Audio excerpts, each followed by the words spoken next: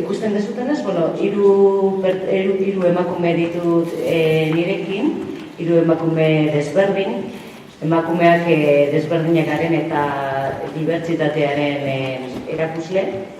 Eta, gero azalduko dizuet pixkatxo bat gehiago bakoitzaren historia, eta beraiek bere karuzen dute noski. Baina hasiera moteko nirekin daude Noemi, Juani eta Ana. Izan ere, mai ingurunetan arlo pertsonalean hitz egingo dute guztiak,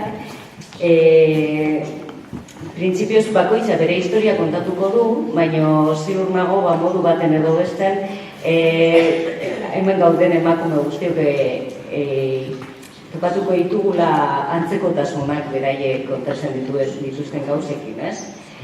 Azken finean, bizi garen gizarte andozentiko honek eragin handia daka gure bizitzetan eta ia guztiak ditugu modu baten edo besteko historia antzekoak, ez? Oso eskergarria da beraien historia pertsonala kontatzea eta egia esateko emakumeen alduntze tresna estrategikoa da historia pertsonala hau, ez?